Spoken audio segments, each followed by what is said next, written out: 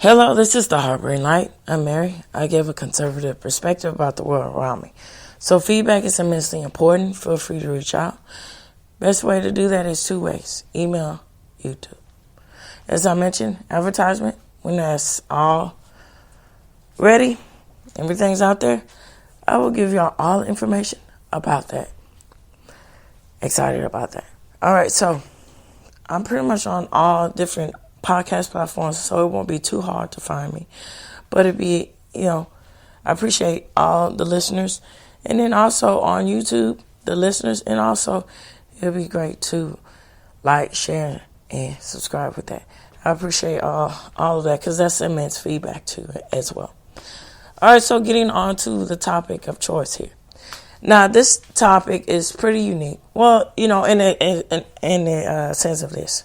So I'm going to break it down in this way. So, for those who are new and those who already know, in January, my topic of choice is usually about fashion. Because, new year, new you, the style, fashion really suits that quite well. So this time in January, I was thinking about talking about America's Top Model because that show in itself was very controversial. And there's a lot of certain aspects that would, be suitable for fashion and the idea of fashion. So it's one of those things I could not sit through. I was like, oh my God, this is just too much, just from a couple of episodes, and then also it's just a lot. But funny how life works out. Turns out that that documentary came out, which was either came out the day after Valentine's Day or something like that, right? So I watched the documentary about America's Top Model. So that's the topic of choice. I'm going to give my thoughts about that documentary and everything else. Well, included. There's a lot of sections that with my thoughts that I'm going to talk about. And so this episode is going to be a little bit different because, I won't have you just talking facts. I'm going to just simply give thoughts about it. All right, here we go.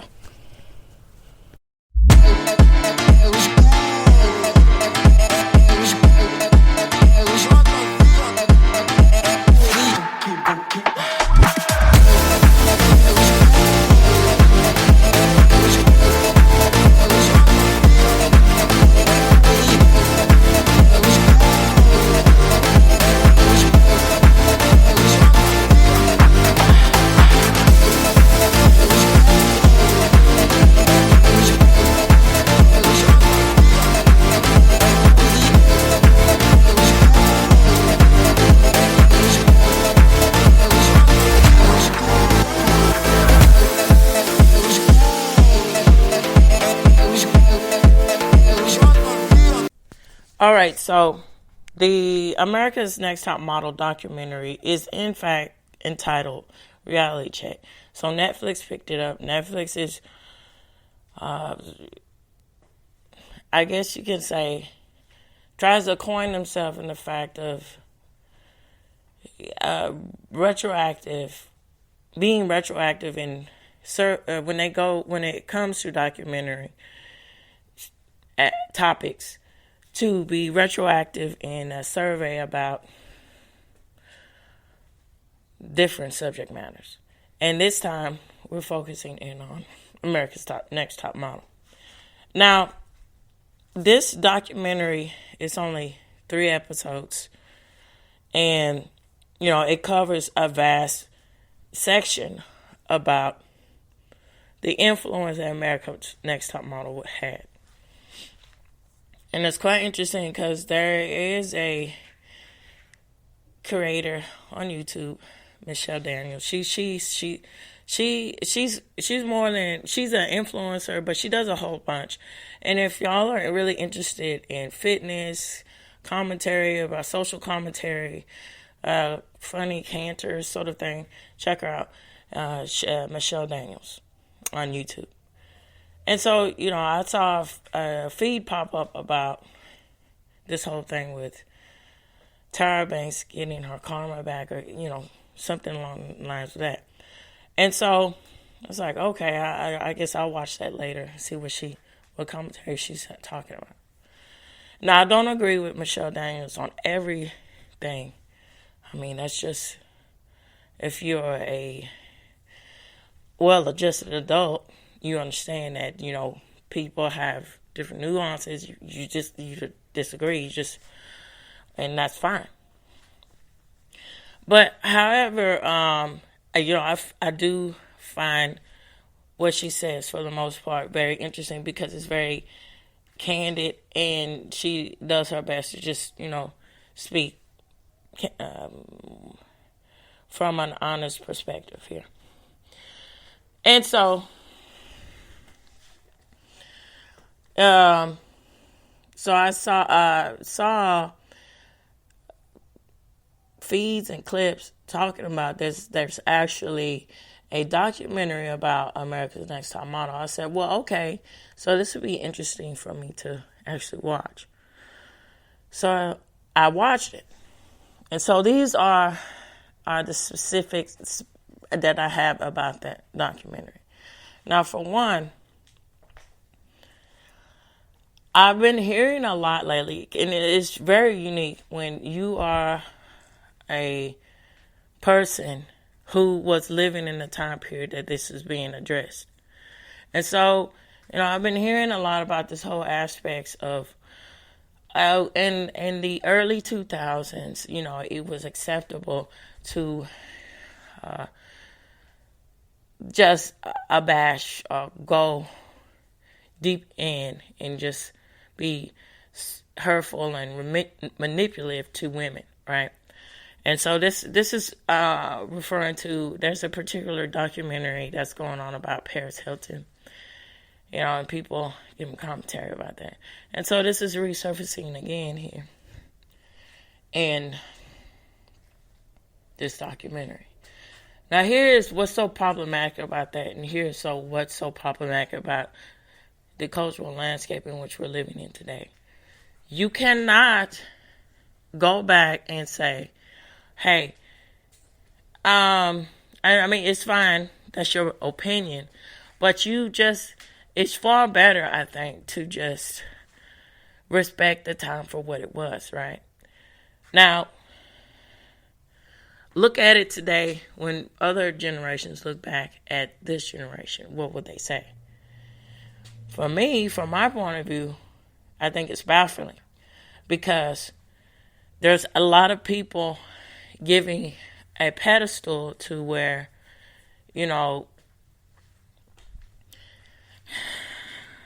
it's really hard to have a concrete or a suitable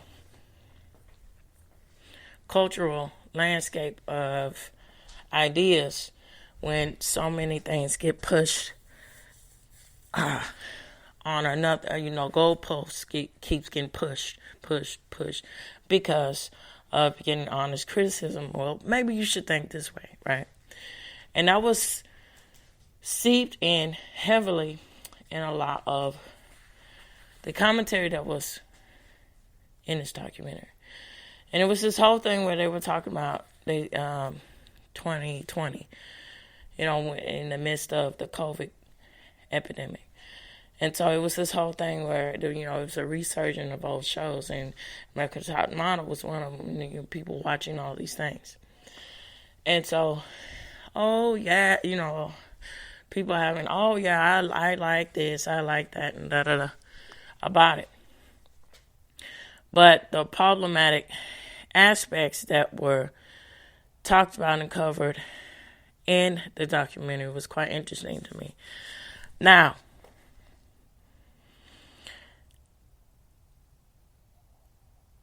there is one thing that I want to address, and then go into the other aspects of the documentary.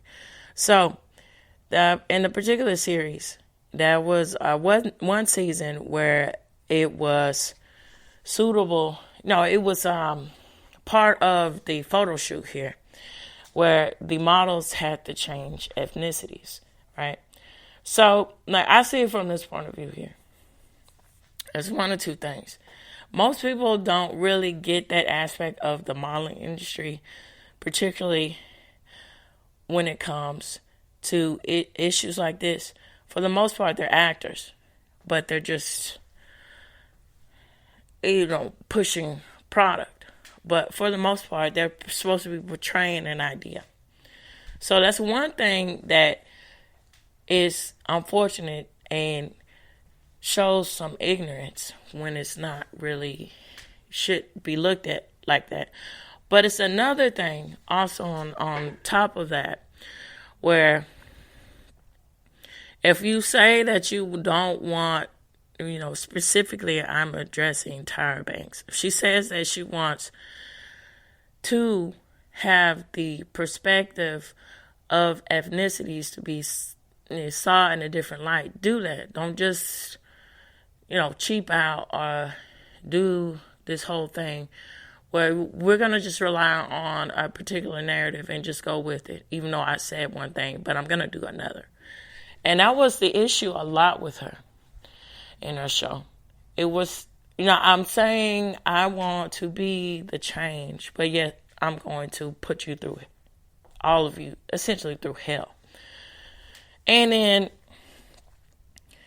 there's a really sad but a very poignant example of this that is showcased in this documentary. So Shandy, she was in, I think, the third cycle or second cycle of America's Top Model, right? And so that was when, because they usually how it went where it was they, I think, saved it till the end to go abroad. But this time they started go pretty much earlier abroad. And so the place of choice was Milan, because Milan is the fashion capital. And so, it makes a whole lot of sense for them to go. And so there was this one thing where there's one scene, very pivotal, where it was this whole thing where, essentially, make a long story short here, she is inebriated and she already has a boyfriend here, a committed relationship, but she's so drunk she doesn't know what's going on, to where she engages in sexual acts with this particular fellow in Milan, and they film all of this. Now, they said here that there's a contract that says that you cannot go into certain areas if the model or the contestant is by themselves. But technically, they could get away with it because she wasn't by herself. And so they showed it was, what they were showing is, just imagine what they would have showed if all this controversy didn't come out before they aired it and they had to heavily edit it down. But it was still, out there that she did this. And so she said that she did not want to go through with America's Next Top Model anymore because of the aspects of not respecting the decency of privacy and, just being reasonable. And then to the point where they were recording when she was telling her boyfriend what happened, and then also calling the person who she had relations with and asking them this whole thing about having an STD and everything. That's being recorded. Now, look at this too, when predominantly this show was supposed to be targeting young women. And they said in the documentaries, 18 to 49, that's on the older spectrum, but still considered, but to a different measure of time here. But essentially, it was much younger viewers who were watching this. Because I remember when I was like 14, 15, when I started looking at the show. And I thought the show was pretty interesting. But, you look at it, when when you see things when you're a kid, and you're like, what? But you don't think nothing of it. And then when you see it when you're an adult, you're like, what the hell was that? Why was this on air, And it's bizarre. And that is still the issue with reality television. It is a cesspool of imagery and topics that are all green lighted because it's reality. It's supposed to be surfacing what we deem to be reality, right? And so that's why it's very cruel, because the aspects of being a model in the modeling industry and getting the 411 about that and get the ins and outs about that goes to the wayside, because ratings, for the most part, is what's sought after. And so Tyra Banks knew that. She can say all this bullcrap about she wants to, that she didn't know, or da-da-da. But she was the executive producer along with, this other guy who was a producer. So she had a hand in these ideas. And so I also find this quite interesting when, Tyra Banks claims, and she says, I want to be a hand for, up and coming people, models or so forth. And then when she does things to not really, what's promised is to be in the industry. And that's one of those things with Project Runway too, which is shocking. If you make a promise, it's one thing to say, oh, well, just be straightforward with that. If you're not going to deliver on what you're going to do for the contestants, let people know that. But that's the harsh problem with reality television. It's a smoke and screen. It's all entertainment. It's not real. And so that's what the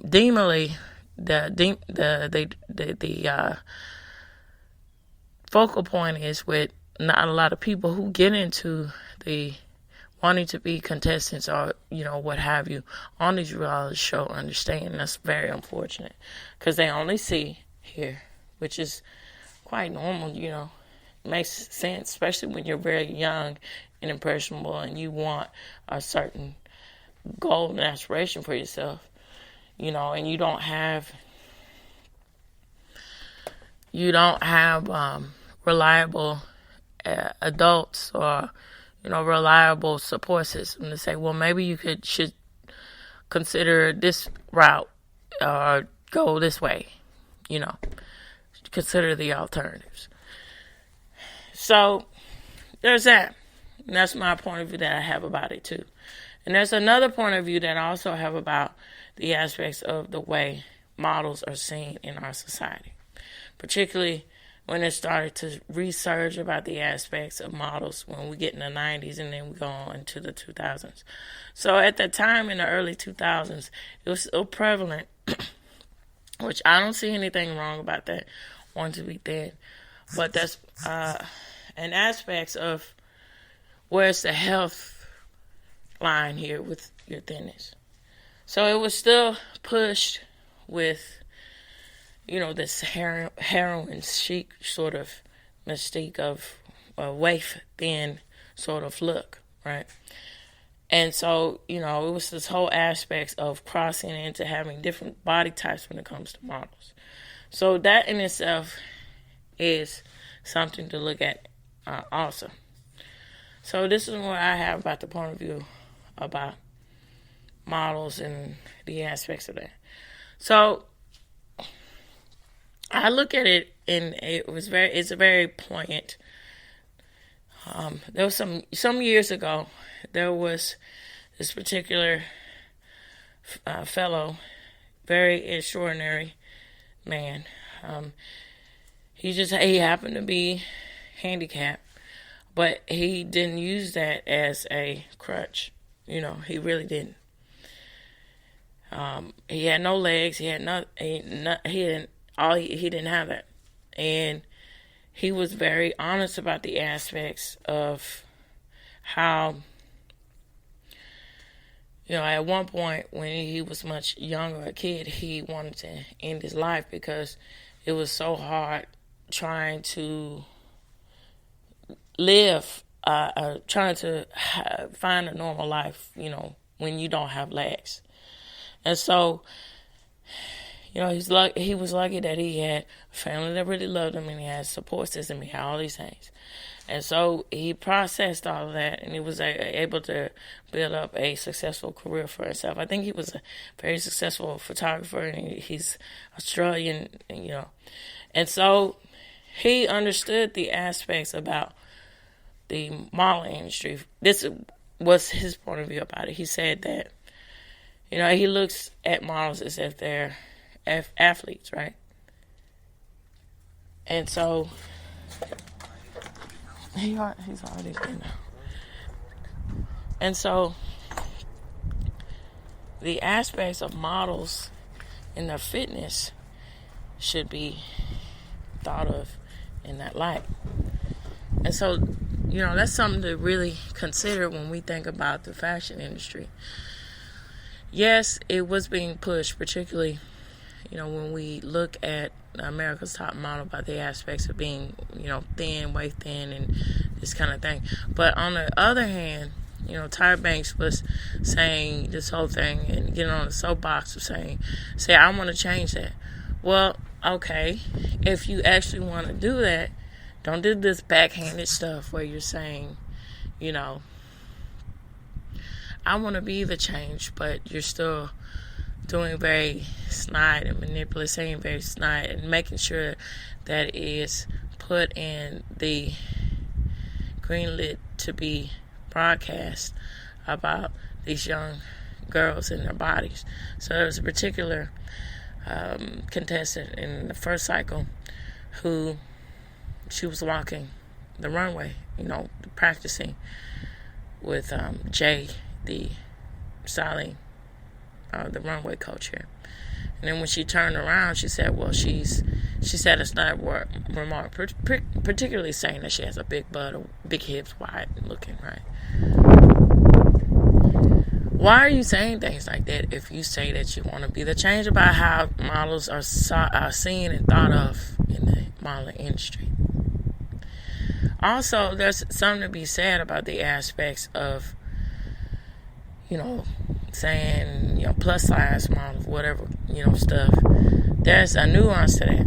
Now, I see that if you're extremely thin or extremely fat, that's not really a body. That's just some kind of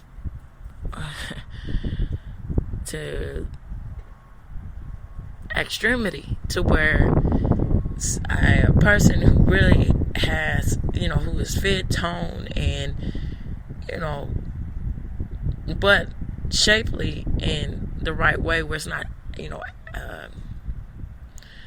exerted or to the point of BBL or big boobs or whatever, that's a body. And that's something that should be sought and thought about too when we get thinking about the landscape of the modeling industry and stuff like that. And so it's also this one thing too where this whole thing, my body is beautiful, body positivity, that's in itself is the death of positivity, because in itself it's showcasing that I don't necessarily need to do what I have to do to obtain a healthy way to be, fit, or I can just be a lazy ass if I want to be, and that's fine, and you should be okay with that. And I find the reason why I'm speaking harshly about that, because I find it quite fascinating when this whole body positivity stuff picked up, right? But it fell to the wayside, particularly when we get people like Lizzo, Megan Trainor, the list goes on, shouting these things from the rooftop, body positivity, but at the same time, when Ozempic came on the market, look how their body transformed. So, makes you think. And also, I'm resurfacing and thinking about a lot of stuff here. Reason why, I brought this as a topic of choice, because there's a lot in the month of February here about the aspects. So how does this relate to everything that I'm talking about in the month of love here? So there's something to be said about the aspects of love and understanding of oneself. Because I'm going to end y'all on this note. Because it's really, even though it can be a cheesy cliche to love oneself, it really is a marker into the aspects of how people perceive you and how people treat you. And so, again, going into Tyra Banks and the aspects of modeling an image in this documentary, the overall tone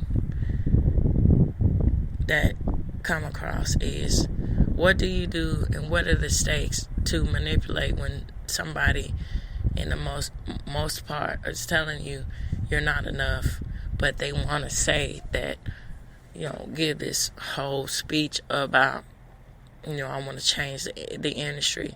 And where does it lie when you have that reality situation of loving oneself, and then how does that perpetuate in situation like this? And also with the aspects of what does that actually mean with I want to be a supporter and an advocate for you when that falls to the wayside, when you just have your own hidden agendas.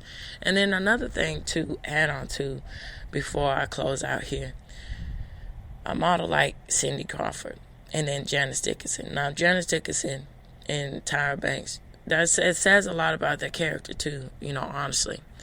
That they chose the path of being a reality television queens here and putting their drama out there any way, shape, or form that they could. And it's quite interesting with Janice Dickinson coming out now saying, I'm not actually this controversial person. I was pushing more for ethnicity, more for this, when, I don't know. So, going back, Cindy Crawford. Now, Cindy Crawford and models like her,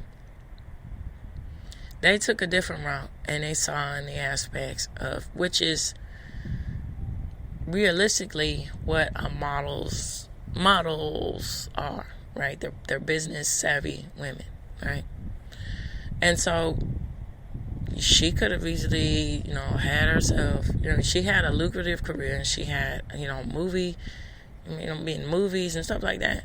But when it all faded out, she moved on, and she moved towards home and fashion, and she made revitalize herself in the furniture industry and the home industry. I remember when there was a lot of commercials coming out, particularly in the early 2000s, when around the years when America's Top Model was coming out, and she was showcasing herself in a different light.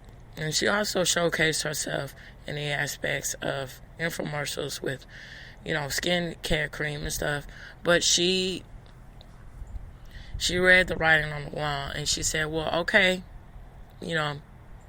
that was then. This is who I am now, and how I'm going to see myself and accept that aspects of my second.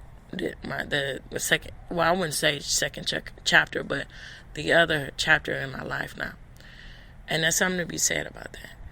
And I think, when it comes to shows like this, America's Top Model, what do we really say about the aspects of Tyra Banks and herself, and her aspects of how she views how things are viewed in the aspects of the industry, fashion industry? Is it that she actually has rapport and respect about it, and trying to actually, get into a sophisticated nuance about modeling in the industry, or what? Or are you just trying to hold on to a tired stereotype? And then also, I'm trying to think. Collect my thoughts here and think. I remember when Tyra Banks had her television show, her talk show, she had Naomi Campbell on that show, right? And there was this whole thing. There was a lot of controversy about it because she said she painted this story here that, oh, now Naomi Banks was so cruel to her, and trying to, essentially make it seem like, she was this mean girl, whatever. And then everything that she went through in the torment, that might be true, that might not be true. And then Naomi Campbell was graceful enough to go on the show. She didn't have to. She said, screw yourself, I'm not doing this. But she went. But it could have been one of those things where it was just made for TV and it was just scripted. Whatever. That's also too. A lot of things can be true at once. So, with that said, I don't know. It's one of those things. If that's how you really feel, about the aspects of the modeling industry and that turmoil stayed with you, Tyra Banks, then look at the aspects of the influence that you had and how you manipulated, the America's Next Top Model image to be. And that's something to be said too. So I would greatly like to know what you all think. Feel free to reach out to me, and the best way to do that is through email and, of course, YouTube. All right, so tune in, turn up, and definitely take care. Bye-bye for now.